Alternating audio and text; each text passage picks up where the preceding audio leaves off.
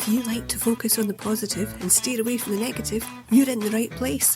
Welcome, all joy bunnies. This is the My Slice of Life podcast.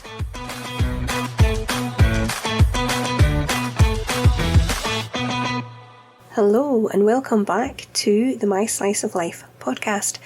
This podcast, if you haven't been before, is all about basically being the antidote to all the doom and gloom that's going on because there's too much of it. So here we come together, we're creating a little clan of joy bunnies. I'm sorry for the term, it just came out and I can't take it back now. That's what we are. We are joy bunnies. So if you want to join the Joy Bunny clan, you are in the right place. This is season 3 of the podcast. Oh, my name is Sharon, by the way, if you don't know me. This is season 3, and this season is all about putting the joy back into the everyday and things that we do and maybe don't realise what we're doing or how we, looking at how we can do it a little differently or better. And yeah, I did cheat a couple of weeks ago because I included Christmas and New Year, which isn't every day. But like I said last week, I'm not going to ignore that. It was too good an opportunity. So this week, we are going to be looking at ways that we can use music to help us every day. Now, you probably listen to music every day and you think, so what?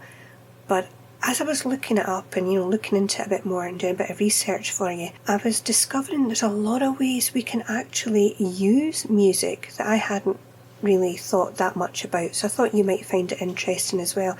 And I went through a lot of different sites, so I'm not going to be naming all the sites that I've been on, but there is quite a lot of research here. So if you hear me and it sounds like I'm reading notes, it's because I am, for some of it anyway. Yeah, paper shuffle, there we go. Right, so the first thing I found out was that we use music, and you may have done this and not realised you were doing it, as a cue to positively reinforce mood and behaviour. Think about this, if you play relaxing music or you have a playlist when you go to bed, you'll be able to associate that music with relaxing and going to sleep. So if you keep doing it, you will then be able to use that to help you sleep. Or if you just need to chill out, you can play the same music and you will get that relaxed feeling apparently, which I think is a great idea. Another way you can use it as a cue, if you play an uplifting song that has positive lyrics in it, say like when you're getting ready for your day, if you play uplifting song, it's got positive lyrics in it, that can actually help you start your day in a cheerful and positive mood, and it'll, you'll associate that song with good things, and then getting ready for the day becomes associated with a good feeling instead of the drudgery, oh, I've got to get up, get that music going, get a really good one with good lyrics, cheerful lyrics. Apparently, from what I've been reading, the lyrics matter. Things like, that song, Don't Worry, Be Happy, or Everything's Going to Be Alright, stuff like that. You find better lyrics if you want, but you want something that's going to give you that message that you can carry with you for the rest of the day. One thing to be aware of, though, is that it can work in the opposite direction. So if you're in a lot of pain and you're playing certain music, say, I don't know, you think it's going to relax you, so you play Mozart, for want of a better I can't think of anything else just now, but you might actually find that you then make a connection between that piece of music and pain. So that's something to bear in mind. So for a cue to be beneficial, make sure you're creating a more positive association with it, so it's something good, something that you're going to like. Okay, music and memory. Now, if you've been a student, you probably used music while you were doing your studying. I know I did. And I know even now, if I am having to learn something and I really need to concentrate, there are certain pieces of music I will listen to. But try this out. If you're trying to remember something from like a long time ago, try listening to the music from that time. Apparently, if you are, say you're trying to remember something that happened, I don't know, the 80s, the 70s, the 60s, whenever it was, play music from that time, because the chances are that's the music you would have been listening to, especially way back then. We didn't have all the CDs and everything that we have now, so you would have been hearing what was on the radio, and the chances are they reckon that will bring that memory back for you because you'll associate it with the music. Again, a lot of it is kind of connected with the association, but it can help with the memory. And this has actually been used by doctors. They're finding it quite useful, when they're working with people with memory loss. And they found that patients, they might not remember past events when you ask them, but they can recall the lyrics to songs. And sometimes the song will trigger the memory, so that things that they want to talk about but they just can't get there, playing music can really help them bring those memories back. And this I did find interesting as well, how music can have a positive effect on your ability to memorise things. In a study I was reading about, the people were asked to read and then recall just short lists of words, and those who listened to classical music, they did better than the people who worked in silence or even listened just, white noise in the background. And another similar study showed people could do simple processing tasks like matching numbers to geometrical shapes while listening to music. So I thought that was quite interesting, how it can not only help you bring memories back, but can actually help you memorise as well. I thought that was quite interesting. Now, I also did find a section talking about how music can help you heal, and I wanted to read this to you because I didn't want to miss this out, so bear with me for just a second. It said a study from Austria's General Hospital of Salzburg found that patients recovering from back surgery had increased rates of healing and reported less pain when music was incorporated into the standard rehabilitation process. Now, there's a lead clinical psychologist of Austria General called Franz Wendner. Yeah, good luck with that. Anyway, they said music is an important part of our physical and emotional well-being ever since we were babies in our mother's womb, listening to her heartbeat and beating rhythms. And it goes on to say that music connects with the automatic nervous system, like the brain function, blood pressure and heartbeat, and the limbic system, which is your feelings and your emotions. So you see where we're going here. And when slow music is played, the body reacts. The heart will slow down, the blood pressure can drop, the breathing can slow it down, and it can help release tension in the neck, the shoulders, stomach, back, all these different places. And it actually goes on to say that listening to slow or calming music on a regular basis can help your body relax, which means less pain, and over time maybe even a faster recovery time, which I found interesting.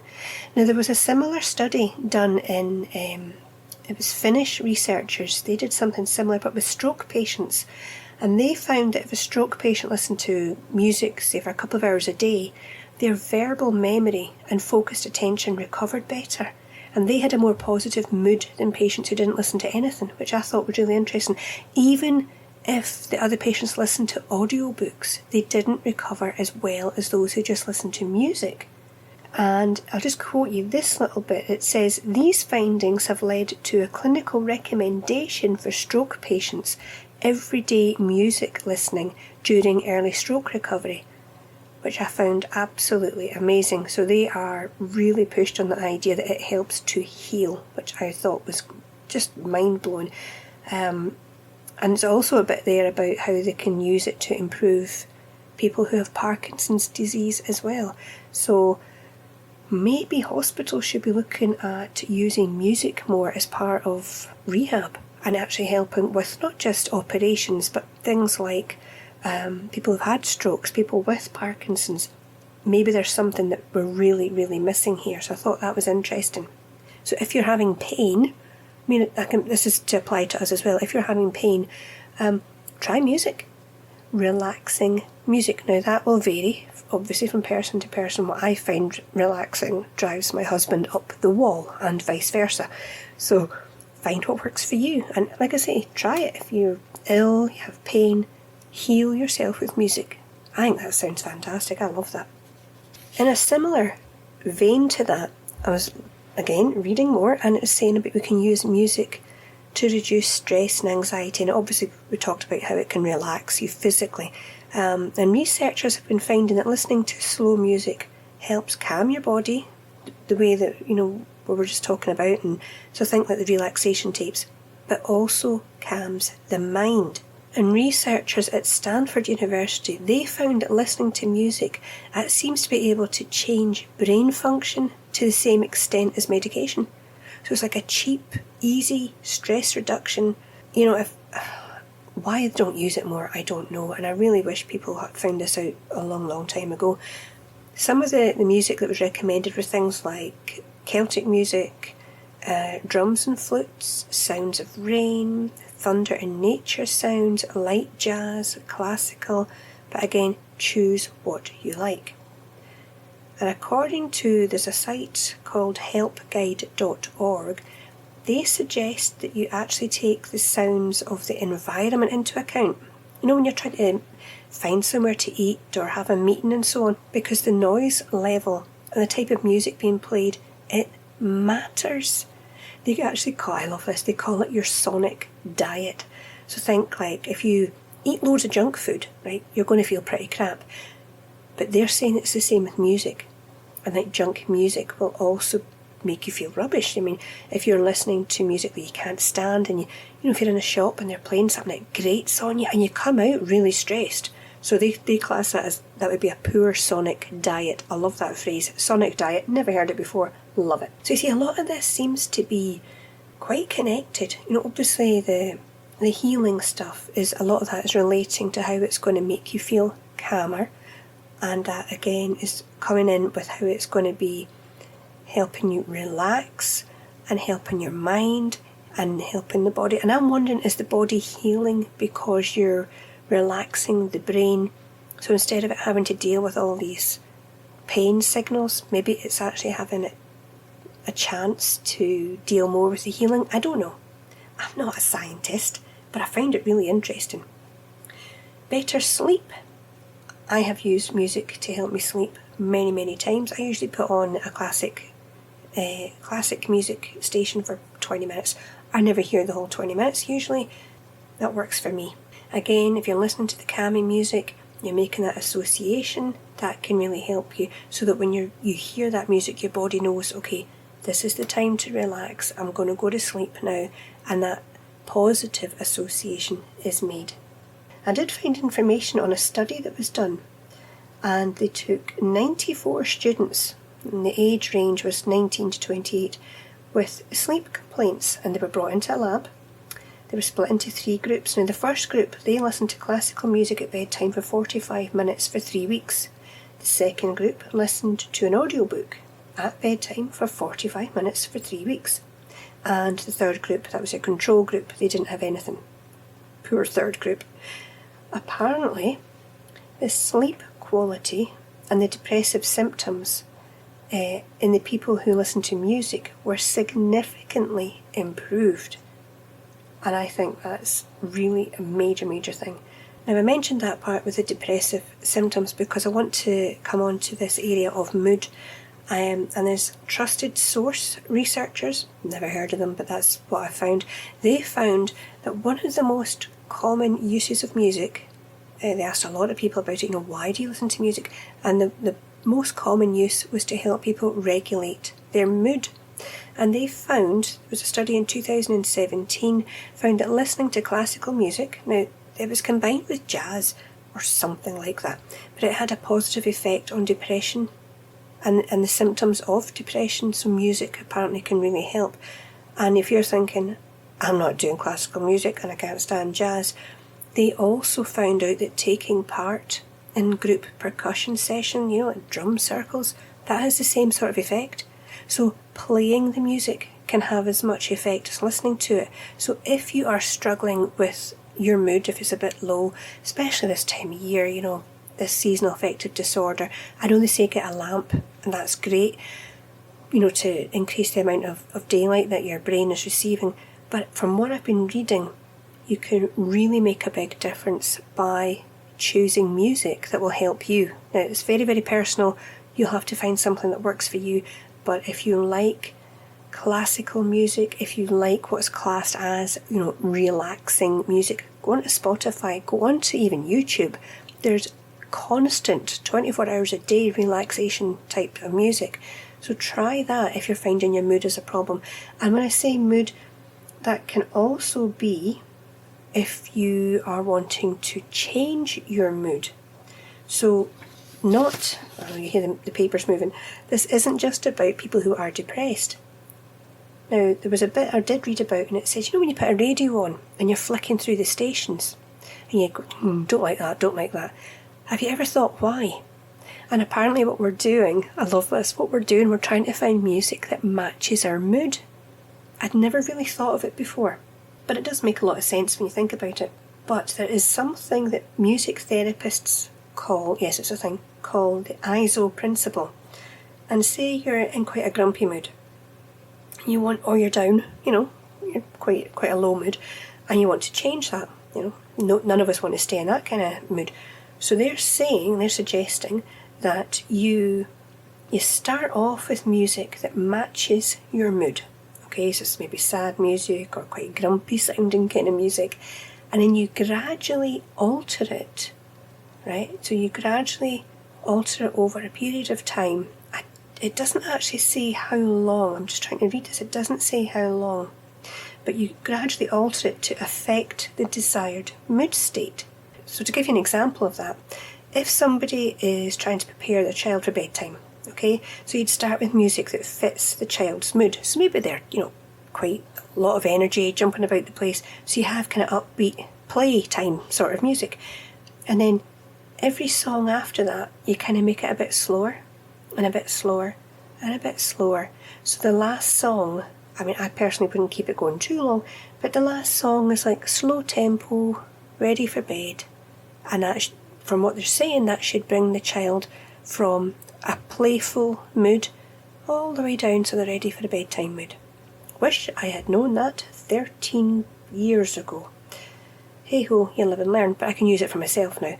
So try that as well if you are stressed, and we've discussed how that can help, but you want to be energetic. Maybe you come in from work and you're stressed, or you've had a bad day doing whatever it is, but you've got to do some cleaning, you've got something to go to, you need your energy increased.